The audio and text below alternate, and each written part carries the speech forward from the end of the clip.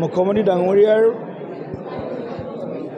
তেখেতৰ উপস্থিতিত ইতিমধ্যে 3খন জিলাত আমাৰ কাৰ্যকৰ্তাৰ সন্মিলন অনুষ্ঠিত হ'ল। কাইলৈ আমাৰ কোকৰাঝাৰত আছে। কোকৰাঝাৰত প্ৰায় 8,000 কাৰ্যকৰ্তাৰ সন্মিলন হ'ব। 12টা পৰিষদীয় সমষ্টি আছে আৰু 9 তাৰিখে চিৰাং জিলাত আমি কাৰ্যকৰ্তা সন্মিলন আয়োজন কৰিম। তাতো মাননীয় মুখ্যমন্ত্ৰী ডাঙৰীয়া উপস্থিত থাকিব।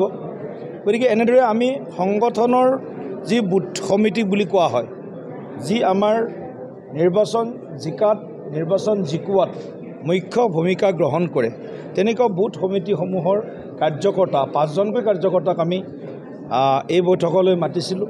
আৰু তেনেদৰে আমি তেখেতসকলৰ মাজত উৎসাহ উদ্দীপনা আৰু বিটিআৰত আমি কোনো শত্ৰুৰ বিৰুদ্ধে নিৰ্বাচন খেলিব খোজা নাই।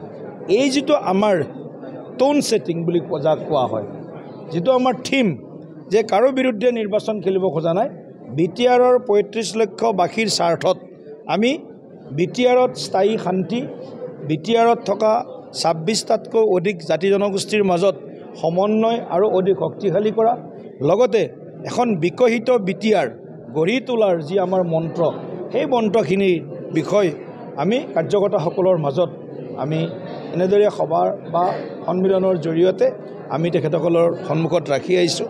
আৰু সকলোৱে অসীম উৎসাহ তেওঁলোক আগবাঢ়ি আহিছে।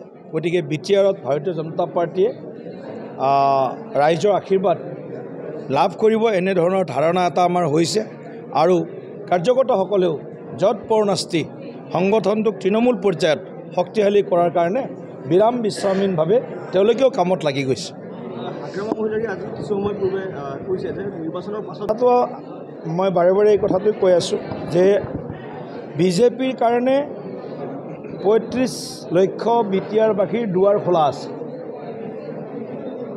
তো হাগ্ৰামা মহিলাৰো বিটিআৰৰ, প্ৰমোদ বড়ো ডাঙৰীয়াও বিটিআৰৰ, অঞ্জলি দৈমাৰী ডাঙৰীয়ানীও বিটিআৰৰ, এনেকুৱা বিটিআৰৰ বহুত নেতা যিসকল বিভিন্ন দলৰ নেতৃত্ব লৈছে। আমাৰ কাৰণে কাৰো বাবে দৰ্জা বন্ধ কৰা নাই।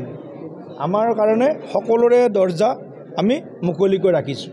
কিন্তু আল্টিমেটলি জনতা ভোটদাতা ৰাইজৰ ওপৰতে গোটেই নিৰূপণ কৰিব, ভোটদাতা ৰাইজে কি বিচাৰে। আৰু ৰাজনৈতিক পৰিস্থিতি আজি যিটো আছে, অহা এমাহ পিছত ইয়াৰ সলনি হোৱাৰ সম্পূৰ্ণ সম্ভাৱনা আছে। আৰু এইটো লোকসভা বা বিধানসভা নিৰ্বাচন নহয়, 6 শিডিউল এৰিয়াৰ সৰু সৰু সমষ্টি একতাৰ নিৰ্বাচন, 40টা পৰিষদীয় সমষ্টি। গতিকে ইয়াত ৰাজনৈতিক কেতিয়াবা ধাৰাটো ইফালে যাব সিফালে যাব। গতিকে একদম আজিৰ মুহূৰ্তত গোটেই কথাখিনি একদম পৰিষ্কাৰকৈ কৰিব পৰা অৱস্থাত নাই।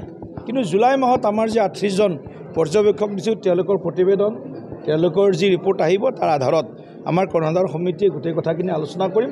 আৰু আগষ্ট মাহৰ ভিতৰত আমি আমাৰ যি কৌশল, সেই কৌশল আমি আপোনালোকৰ জৰিয়তে কিমান আসন খেলিম, কেনেকৈ খেলিম, গোটেই কথাখিনি আপোনালোকৰ জৰিয়তে ৰাইজলৈ আমি অৱগত কৰাম।